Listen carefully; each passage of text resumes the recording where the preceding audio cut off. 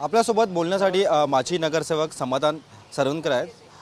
दादा, खरं तर तुमचं TV9 मध्ये स्वागत आहे। आपण पाहतो की काल सदा सरवणकर यांनी जे भाषण केलं होतं त्यामध्ये त्यांनी असं देखील म्हटलं होतं की जे विद्यमान आमदार आहेत त्यांना 2 कोटीचा निधी, मी आमदार नसताना देखील मला 20 कोटीचा निधी मिळतो।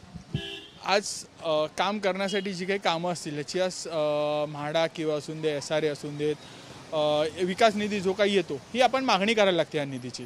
आज माहीम विधानसभेमध्ये, दादर विधानसभेमध्ये, माहीम, दादर, प्रभादेवी इथे अनेक प्रलंबित कामं होती। ह्या कामासाठी आज फडणवीस साहेब असून दे, शिंदे साहेब असून दे किंवा इतर प्राधिकरण असून महापालिकेच्या वतीने या ठिकाणी निधी येतोय।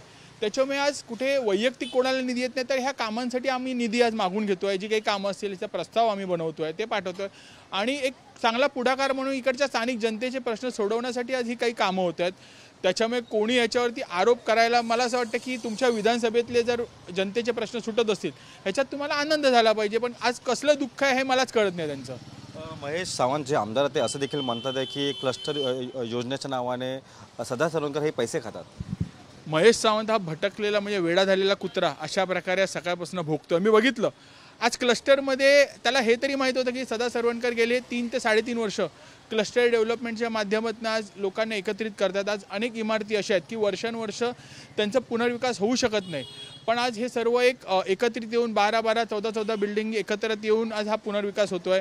आणि पैसे खाणं, मला असं वाटतं त्यांनी 2-3 बैठका लावलेल्या, पण त्याच्या बैठकांना कोणी जायला मागत नाही आहे। आज लोकांना सरवणकरांवरती विश्वास आहे।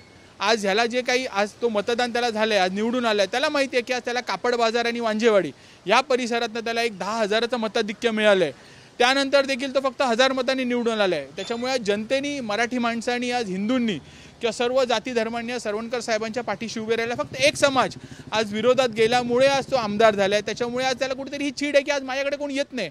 आज तो कार्यालयामध्ये बसल्यावरती पण आज लोक त्याच्याकडे जायला मागत नाहीत। आज जिथे जिथे सरवणकर साहेब क्लस्टर डेव्हलपमेंट करतात या ठिकाणी हा पत्र पाठवतो घरोघरी की मला येऊन भेटा। आज सरवणकर साहेब कोणाकडे जात नाही आहेत, पण लोक त्यांच्याकडे येत आहेत की तुम्हाला ह्या गोष्टीची जाण आहे, तुम्हाला माहिती आहे, तुम्ही एवढी वर्ष काम करतायत। त्याच्यामुळे चांगलं काम त्याला बघवत नाही आहे। आयुष्यभर फक्त आरोप करण्यामध्येच तो राहिलेला। आणि मला असं वाटतं की किती रडत राहायचं, आता तू आमदार झाल्यास अजूनही तू रडत बसणार असशील तर लोक बोलतील ह्या माणसाला आम्ही निवडून का दिलं।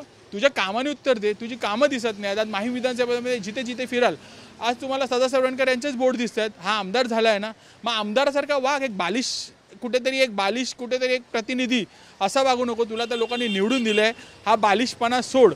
म्हणजे आरोप केले म्हणजे तू काहीतरी सत्य बोलतोय असं नसतं। लोकांना तुमच्या कामातनं उत्तर द्यायला पाहिजे। आम्ही आमचं काम करतोय आणि लोकांसमोर जातोय। ते असं देखील म्हणतात आहे की 20 कोटी जेव्हा सदा सरवणकर बोलतात आहे त्यांच्या विरोधात मी तक्रार देखील करणार आहे। नक्की तक्रार। अरे कामं रस्त्यावरती दिसत आहेत, ते सदा सरवणकर हे काम करतात। तुझ्यासारखं काहीतरी टक्केवारी घेऊन फंड विकत नाहीत। आज त्याचा फंड आहे, ह्याचीही आम्ही चौकशी करणारच आहोत। किती कामं केली, काय केली ते बघा। लोकांची कामं होत आहेत, याच्यात राजकारण करणं हे चुकीचं आहे। आज आपण शिवाजी पार्कमध्ये ज्या ठिकाणी आपण जे आज वक्तव्य दाखवलं त्या ठिकाणाचं पहिलं उद्यान आणि आमदार सदा सरवणकरांनी त्या ठिकाणी सुशोभीकरण केलेलं। मी आज दादर, प्रभादेवी किंवा शिवाजी पार्कच्या सर्व रहिवाशांना आज विनंती करेन की ते आपलं जे काही आजी आजोबा उद्यान जे आहे हे दाखवा, लोकांपर्यंत पोचवा की पहिलं आमचं उद्यान कसं होतं आणि आत्ता कशा प्रकारे बनवलेलं आहे। आमचं हे काम दिसतंय, सरवणकर साहेबांनी काम केलेलं हे दिसतंय।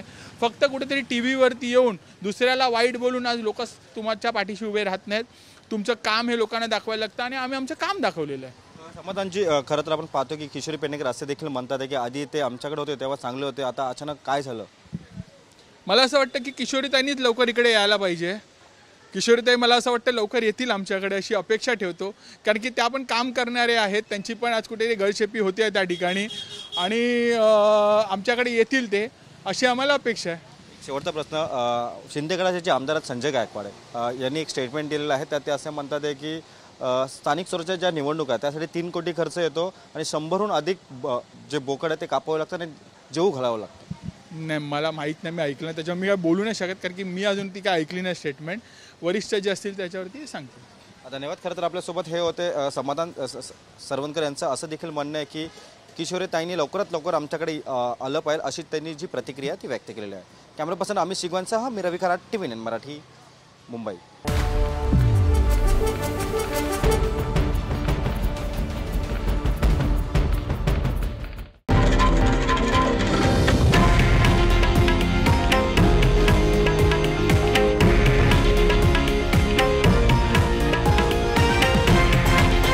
हे आहे देशातील नंबर 1 न्यूज नेटवर्क आणि आपण पाहत आहात TV9 मराठी, एकमेव.